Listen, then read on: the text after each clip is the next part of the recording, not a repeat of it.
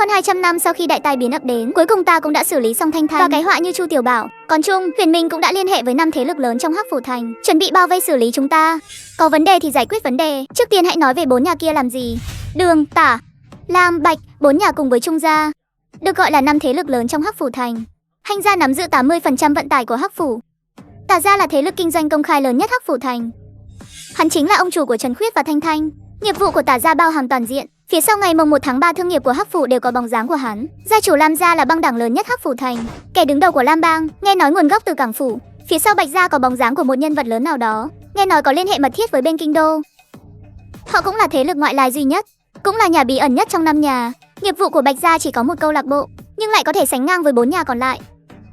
Cuối cùng là Trung gia, lão gia tử nhà hắn nắm giữ tư pháp trong Hắc Phủ Thành, cũng là nhà có quyền lên tiếng trọng yếu nhất trong hội đồng. Dùng dụng cụ đặc biệt thật để hỏi thăm người mà Hy Cẩu nói sao? Chúng ta có thực lực để đánh một trận, nhưng trong thành sẽ không cho phép người ngoài thành làm loạn. Danh trại phòng thủ trong thành không phải chuyện đùa đâu. Đó là nếu không biết thực sự chọc giận họ. Trong phút chốc điều 1-2 sư đoàn tới ngay, muốn tiễn Trung gia bay màu thì phải làm theo quy tắc trong thành. Ngay lúc mọi người đang bế tắc, cánh cửa được đẩy ra, người vừa vào khiến mọi người kinh ngạc. Hóa ra là lão phụ thân của Đàm Tâm. Cha, sao cha lại tới đây? Đến thăm các con và mang chút đồ ăn tới. Đã lúc nào rồi? Làm gì có tâm trạng mà ăn chứ? Có phải cảm thấy không biết bắt đầu từ đâu không? Đúng vậy, Trung gia liên lạc với 4 nhà kia, chúng con đang nghĩ cách đây. Cao thúc, chú lăn lộn trong giới lâu như vậy, có thể chỉ điểm một chút không? Chỉ điểm thì không dám, nhưng ta khuyên các con nên phá cục từ Bạch gia. Chú nói chi tiết chút đi. Cục diện trong thành không yên bình đâu, giữa 5 nhà có hợp tác cũng không tránh khỏi cạnh tranh. Nhìn vào tình hình hiện tại, Lam gia cần dựa vào sự bảo hộ của Trung gia, nên chắc chắn sẽ cùng một lòng với bọn họ. Rất nhiều nghiệp vụ của Bàng gia là do Trung gia giới thiệu, quan hệ cũng rất tốt. Tả gia đi con đường chính quy, thái độ của họ đối với các con không quan trọng. Vì Tả Thái không có ở trong thành, không ai dám thay ông ta quyết định. Nhưng Bạch gia thì khác, họ là thế lực ngoại lai, luôn không thân thiết với mấy nhà kia. Nếu con là Bạch gia, lúc này con sẽ chọn thế nào? Nếu chỉ cầu an ổn thì đứng ngoài quan sát, nếu có tham vọng thì lợi dụng chúng ta làm loạn cục diện trong thành, làm suy yếu bất kỳ nhà nào cũng đều có lợi cho Bạch gia. Nếu chúng ta thất bại, họ ra tay bỏ đá xuống giếng cũng chưa muộn. Thấu đáo, năng lượng của Bạch gia lớn đến mức không thể tưởng tượng nổi. Đừng nhìn Hắc Phủ 5 nhà cùng tên, thực tế Bạch gia mới là đáng sợ nhất. Các con đây, đều bỏ qua một việc là mình có chỗ dựa phía sau. Phải học cách lợi dụng, bây giờ có Hy Cẩu và Cương gia bảo vệ, con có tư cách để ngồi cùng bàn ăn cơm với bọn họ. Nếu Trung Huyền Minh muốn tìm viện quân, con cũng có thể tin tưởng ta. Năng lượng phía sau con không nhỏ hơn Trung gia đâu. Lúc này cha của Đàm Tâm giống như một người thấy, dạy bảo tỉ mỉ chìa khóa để phá cục. Cha, hôm nay cha bị sao vậy? Sao còn thấy khác hẳn thế? Sao thế? Chuyện tham ông bị phát hiện rồi à? Cái thằng danh con này, ta từng khuyên con là một thiếu gia giàu sang ăn chơi chờ ngày ra đi. Nhưng nếu con muốn liều một phen, ta không ngăn cản, nhưng con phải nhớ, đầu tư ngoài tầm nhìn. Con phải có bản lĩnh và can đảm, đã đặt cược thì phải theo tới cùng. Được rồi, các con ở lại đi, ta về nhà đây.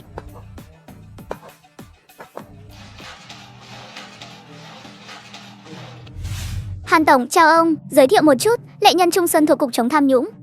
Chúng tôi nhận được tố cáo, ông bị nghi ngờ vi phạm quy định cho vay, chiếm dụng công quỹ, mời đi theo chúng tôi về tiếp nhận điều tra.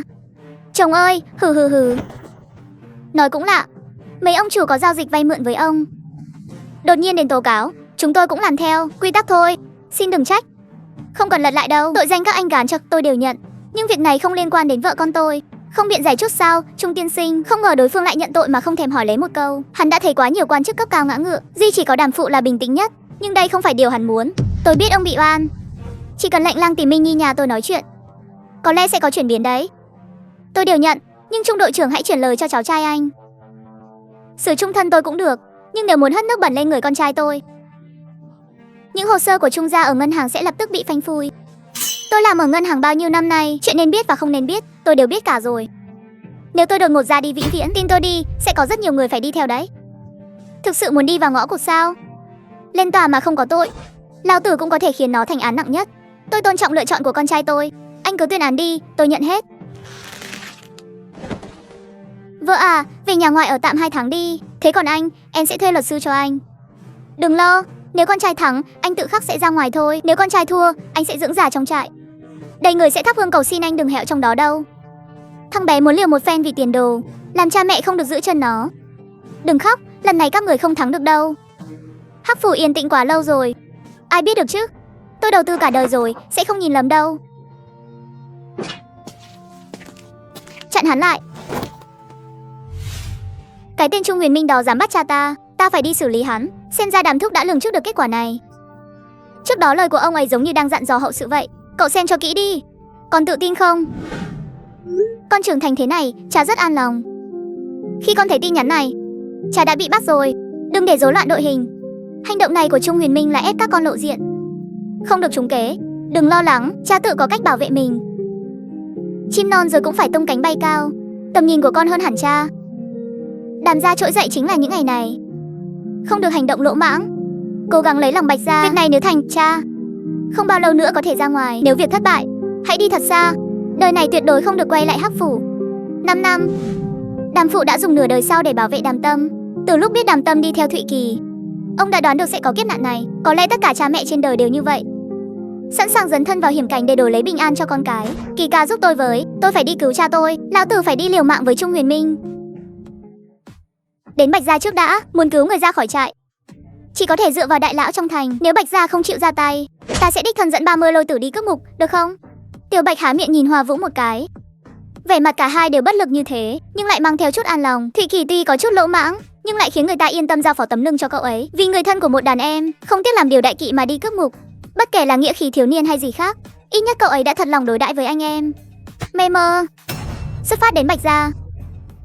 Một tuyệt không đủ xem đâu. Video game trang chủ còn mười mấy giây nữa. Sau đại tai biến, chúng ta đối mặt với sự bao vây xử lý của 5 thế lực lớn toàn thành. Cha của Đàm Tâm nói ra cách phá cục.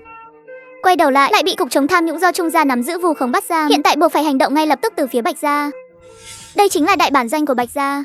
Cửu Trọng Thiên là nơi lớn nhất của Hắc phủ và cả vùng Đông Bắc, câu lạc bộ huy hoàng nhất, bao gồm cả KTV, sông bạc, nghỉ dưỡng và tòa nhà này có 32 tầng. Thẻ trắng chỉ là khách vãng lai, chỉ được ở tầng 1 đến 5. Thẻ vàng được lên đến tầng 20. Nghe nói nơi đó giống như hoàng cung vậy. Thẻ đen được lên tầng thượng. Nghe nói đấy, phụ nữ bưng khay đều là mấy ngôi sao nhỏ cả. Ai là có thể đưa thẳng về phòng. Thấy ba chữ Cửu Trọng Thiên chưa? Làm bằng vàng rồng đấy. Cái này tốn bao nhiêu tiền cơ chứ? Hay là ta gọi điện cho Lãng thúc ép hắn nhỉ? Đừng có mơ tưởng nữa. Cửu Trọng Thiên là chuỗi hệ thống toàn quốc, người đứng sau hắn có thần thông quảng đại. Vào thôi. Trung thiếu muốn hỏi gì? Ta muốn biết thằng danh gần đây làm loạn với nhà ta trong thành, đứng sau hắn rốt cuộc là ai? Xin lỗi Trung thiếu, tình báo này Cửu Trọng Thiên không lấy được. Nghe vậy Trung thiếu ngẩn người. Cửu Trọng Thiên được mệnh danh là trung tâm giao dịch tình báo lớn nhất Long Quốc. Khắp nơi trên toàn quốc đều có phân hội của bọn họ. Tổ chức khổng lồ này gần như biết tất cả mọi thứ. Hắn không tin đối phương không biết đứng sau Thụy Kỳ là ai, thế là không cam tâm truy hỏi tiếp. Ta chỉ muốn biết hắn và lão Cửu rốt cuộc có quan hệ gì. Là không thể nói hay là không dám nói? Không thể nói và cũng không dám nói. Bạch gia chỉ là người phụ trách phân hội Hắc phù của Cửu Trọng Thiên. Nhưng tôi có thể tiết lộ cho các anh một việc. Thân phận của hắn ở Cửu Trọng Thiên là tuyệt mật cấp 324. Ngay cả tôi cũng không có tư cách truy cập hồ sơ của hắn. Vậy ta đổi câu hỏi khác, có thể phân tích ra trận chiến giữa ta và thằng danh đó tỷ lệ thắng là bao nhiêu không? Không biết tại sao cả hai hoàn toàn không thể chấp nhận câu trả lời này. Nhưng vấn đề liên quan đến Thụy Kỳ, Cửu Trọng Thiên vậy mà đều không biết gì cả. Phải biết năng lực phân tích tình báo của Cửu Trọng Thiên, của Lan Tâm chỉ đứng sau vườn địa đàng thôi. Ngay cả xu hướng chính sách của Long Quốc 1 năm sau, họ đều có thể tính toán được đôi phần, lại không tính ra được bất cứ thứ gì về thằng danh đó. Bạch tiểu thư, những năm qua Cửu Trọng Thiên ở Hắc phủ luôn được Trung gia ủng hộ hết mình. Xin hãy nể mặt tình cảm nhiều năm của hai nhà chúng ta. Ít nhất hãy cho tôi chút tư liệu hữu ích. Mê mơ. Hắn họ Tư không? Tư không? Trung Huyền Minh và Tiểu Đào đại não bắt đầu xoay chuyển cực nhanh, cố gắng nhớ lại xem Long Quốc có đại lão nào họ Tư không không. Họ này quá hiếm. Nhưng hai người nghĩ hồi lâu cũng chẳng nhớ ra được nhân vật tầm cỡ nào họ Tư không ở Long Quốc. Ngay lúc bầu không khí rơi vào gượng gạo, một tiếng chuông trầm đục ngắt lời cuộc trò chuyện của hai bên. Có chuyện gì vậy? Tiểu thư, có người đi lên đài. Lên đài của Cửu Trọng Thiên được ví như bước lên trời. Một từ hài nghĩa, vừa có thể hiểu là đi hết trăm bước để đến điện Diêm Vương báo danh, cũng có thể hiểu là đi hết trăm bước chỉ cần không hẹo thì có thể một bước lên mây. Vì lời hứa của Cửu Trọng Thiên đáng giá ngàn vàng, chỉ cần người đi hết mở miệng, dù là muốn biết số trúng thưởng ngày hôm sau cũng có thể lấy được.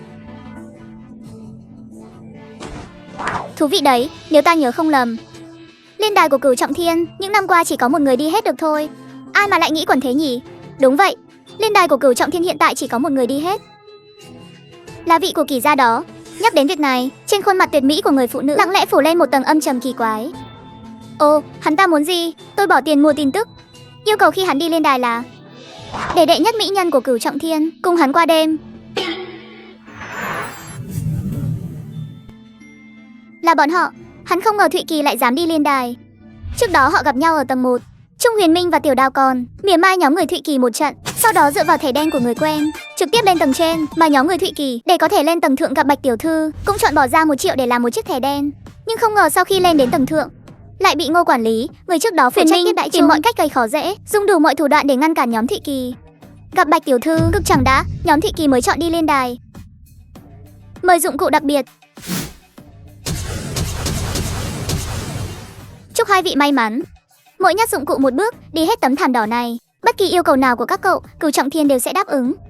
Cậu vẫn chưa hồi phục, để tôi làm mẫu trước cho. Lão tử không có thói quen để anh em chắn đường. Tìm Bạch gia là vì tôi, dù là núi đao biển lửa tôi cũng xuống trước. Cậu bảo tôi chờ với ông chủ, các đồng đội đều biết tình trạng cơ thể của Thụy Kỳ. Cậu ấy bây giờ không khác gì người bình thường, đi hết 100 bước chắc chắn sẽ mất mạng. Chú tôi nói rồi, ra ngoài lăn lộn có thể ra đi trước anh em, nhưng không được trốn sau lưng anh em. Các người là anh em của tôi, lão tử tiên phong. Cậu ta thực sự không sợ mất mạng sao? Cái môn phái này toàn là lũ điên. Cô còn bảo là không biết thân phận của hắn. Biết nhưng không thể nói ra tôi không sống nổi một tiếng đâu. Tất cả những ai biết tình báo đều phải bay màu.